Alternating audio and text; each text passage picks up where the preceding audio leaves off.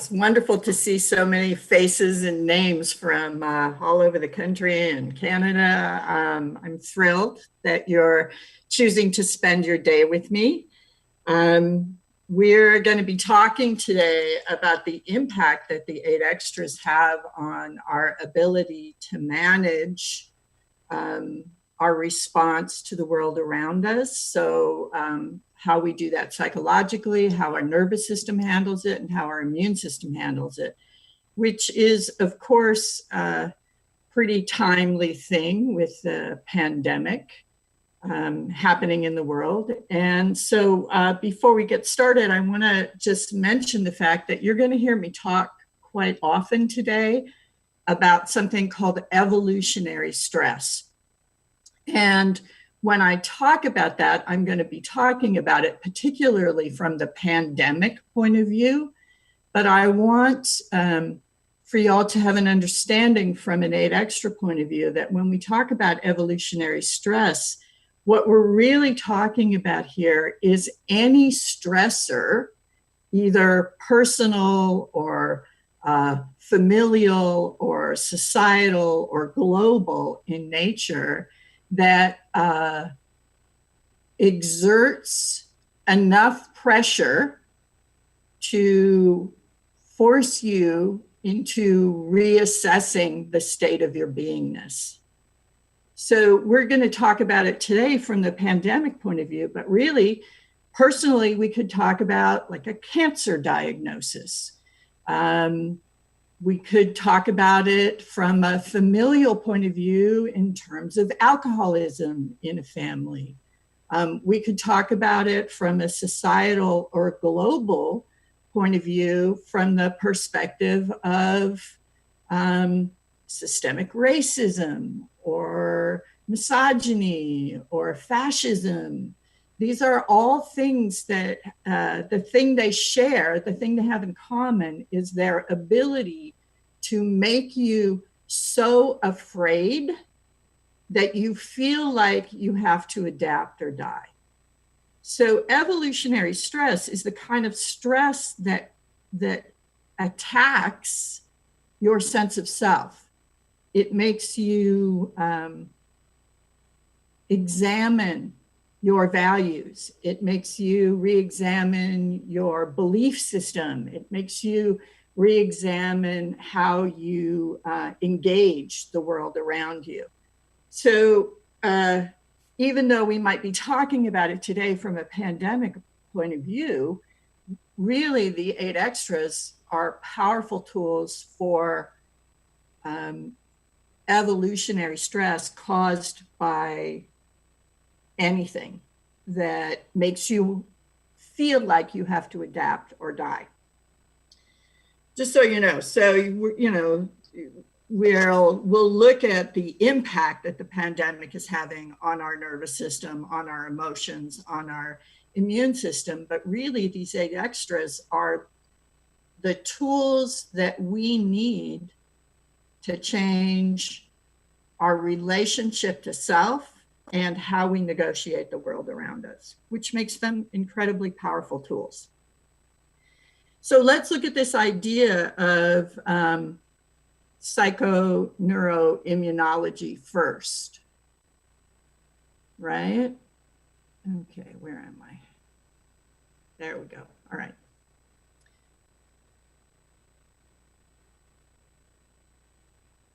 Pushing buttons. There we go. So this is this idea of PNI or psychoneuroimmunology really is a fairly new field of medicine or science.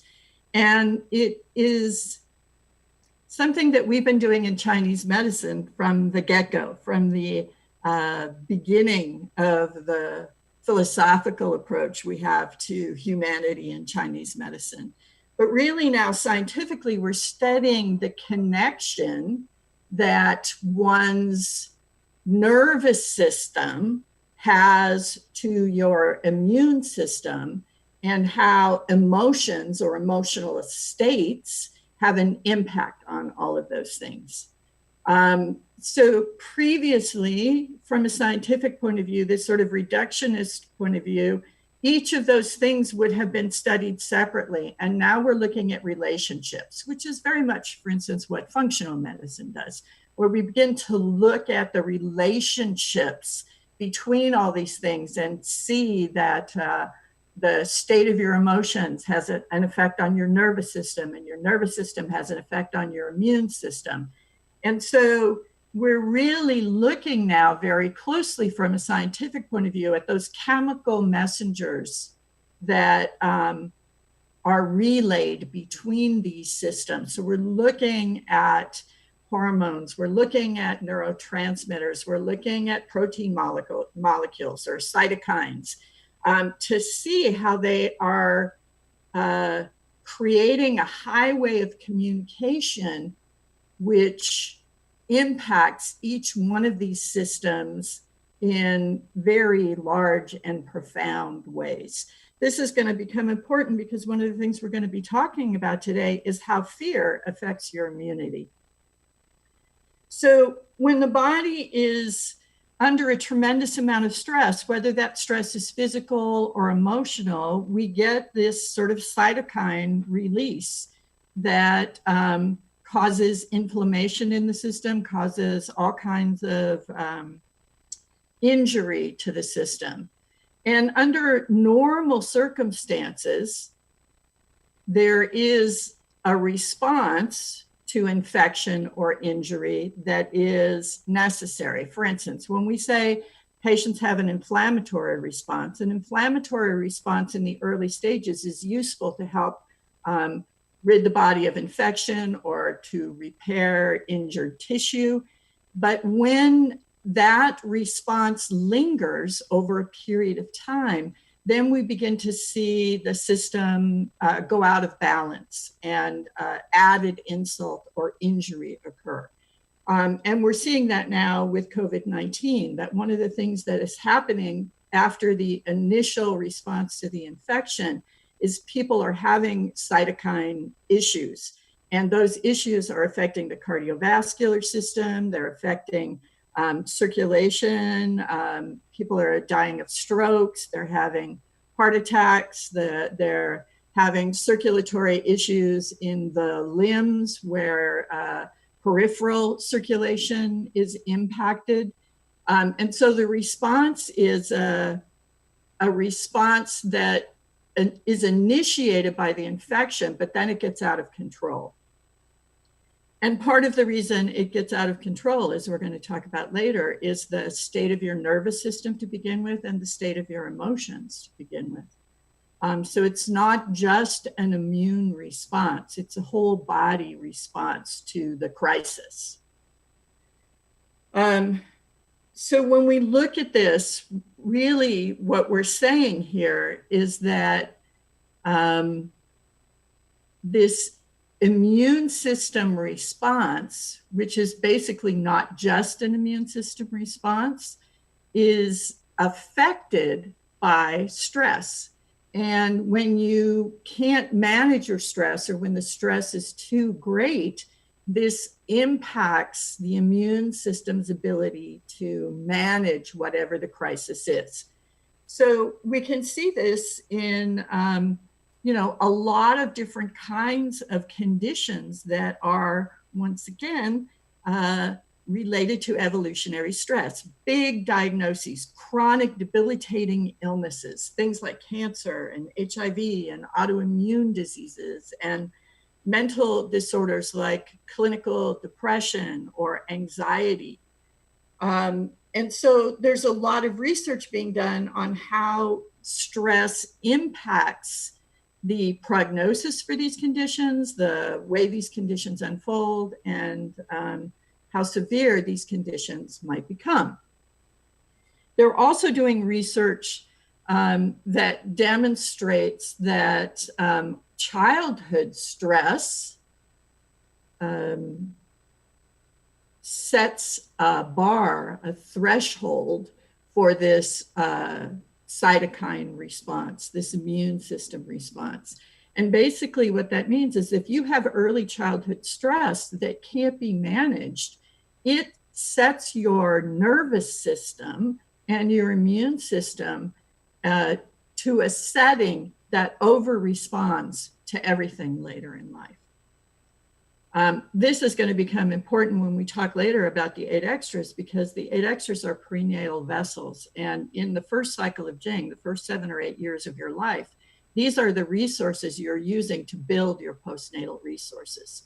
So the 8 extras are very powerfully impacted by early childhood trauma, which means when we try to restore the immune system's response or setting after early childhood trauma, the best way to do that is to use the 8 extras. We also know that things like how we take care of ourselves, lifestyle choices, in particular things like sleep, can release these pro-inflammatory cytokines. So when people don't get enough sleep, when they don't eat well, when they sleep too much, as somebody with major depression might do, this also seems to affect the balance of these pro-inflammatory cytokines. So sleep affects your immune system, your ability to sleep well. So as we're talking about this sort of from a Western point of view, before we look at it from a Chinese medicine point of view, we also have to talk about the process of allostasis, right? So allostasis is basically the process by which the emotions, the nervous system, and the immune system communicate with each other and try to maintain some level of balance. And so when we talk about allostasis, what we're talking about is an adaptation process, a process through which your body tries to adapt to stress, to emotional challenges, to physical challenges, to illness, in order to maintain some level of balance. We're doing that all the time.